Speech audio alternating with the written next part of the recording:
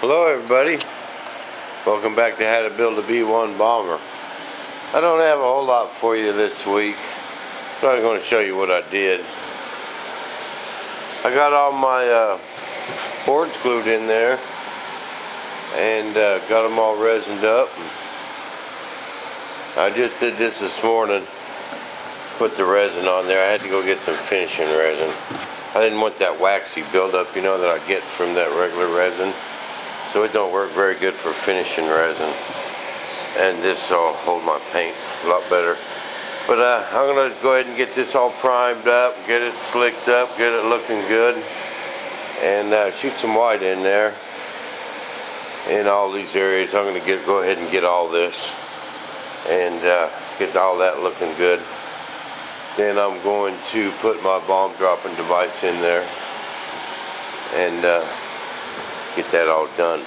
Go ahead and cut this hatch out and put that servo in there so I can roll it, test it out, see how it works. Oh, and I went by Dad's yesterday, check on that Blackbird, and old Dad had a little setback. He had all that jigged up on his table, you know, and somehow one of his jigs moved or something, but his incidence was way off on one of his wings, and it's a good thing he caught it, but he had to remake one whole side, nacelle and everything. Oh, he said he about threw it all in the dumpster. But that's what he's been working on past couple weeks. But he's got that other side done. He's got it all sanded, and I'm getting ready to go over there and glass it for him, help him glass it in the next couple days. I'm just going to use, I got some 2-ounce cloth, and we're going to use a finishing resin, and we're going to show you guys how to do that without having any pinholes. You know, I've fought this people for a long time. When I'm glassing like just a regular airplane, a balsa sheeted wing, I'd put my cloth on there and put my resin on there, and I'd just have millions of pinholes.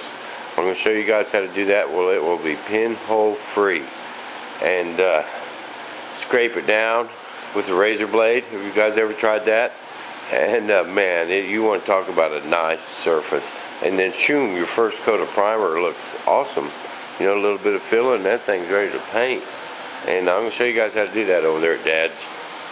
And I've been tinkering with my magnets on these tubes. And I think it's going to work, people. See, I took me some of them little bitty Park flying wheels.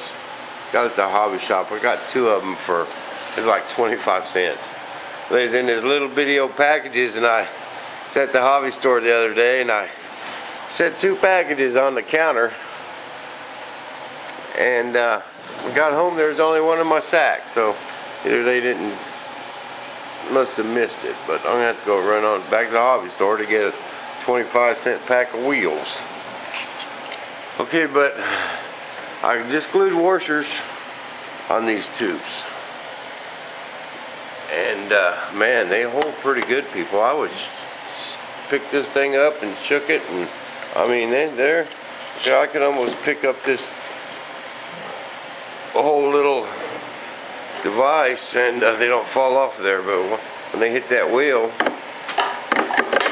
they flop right off. And I think it's going to work really cool, you know. And plus, once I get a little more weight on them, you know, by the time they're painted, well, and I get tips on them and fins and all that, get a little more weight on them, they'll be even better. But it's going to be real easy to load. See, with my deal, I was going to have to actually put one in there. Now I can feed it, but you see where I'm going to have to start this is right, get that wheel right in between 2 of my tubes.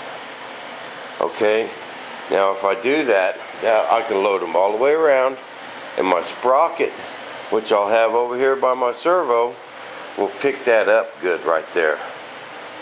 So I'll be able to put 8 bombs all the way around it, and that's where it'll start. But if I do that, I have to make them drop at the same time. I can't stagger them. See what I mean? And that way I could load 8 in each, and they'll just drop out 2 at a time. Choo, choo, choo.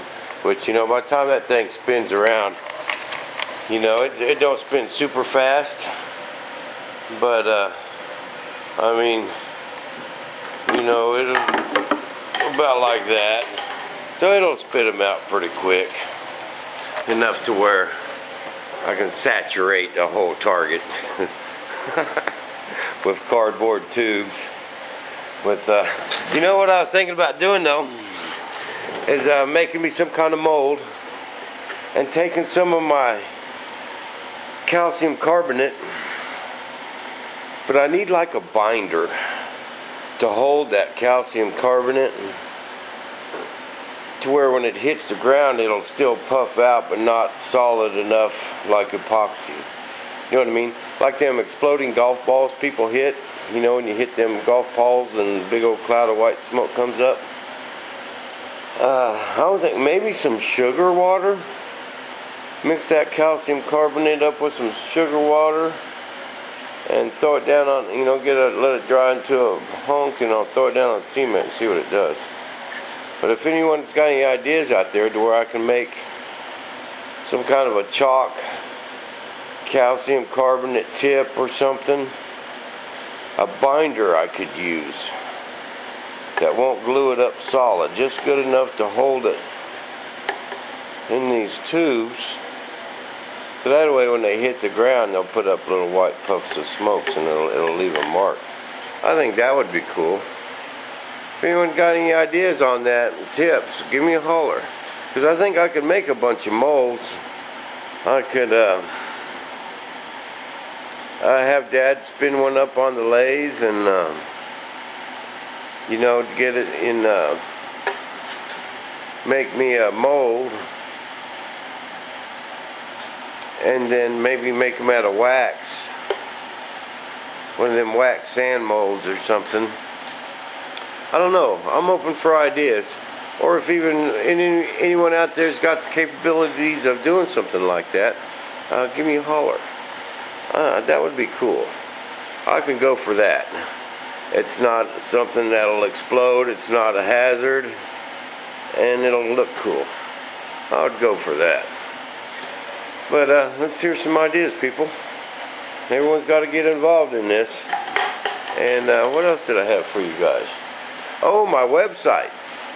They have put a guest book on my website. So let's have all you people from all you other countries go to my website and check it out.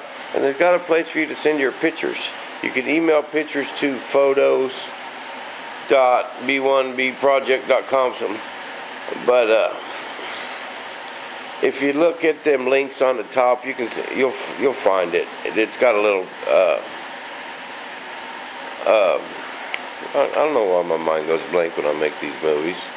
It's got a link you can click on and to email me your photos of you guys in your t-shirts. But I'm going to have some more of them t-shirts this week. I'm going to pick them up. I got to go make another run to my resin store. We've had people asking all through this project where I got my resin. Man, we get a good deal on that resin, people. A lot cheaper than a lot of them online places. And fiberglass cloth, carbon fiber. They can hook you up on all kinds of stuff. We got a link on our website for them. Associated Industries. You can tell them Bob sent you from YouTube and they'll give you a good price. So, until next week, people, we'll see you in the shop. And don't forget to sign in our guest book. We want to hear from all you guys. And for you procrastinators out there, Happy New Year! Welcome to 2010. We're going to have some fun. We're at right here in the shop.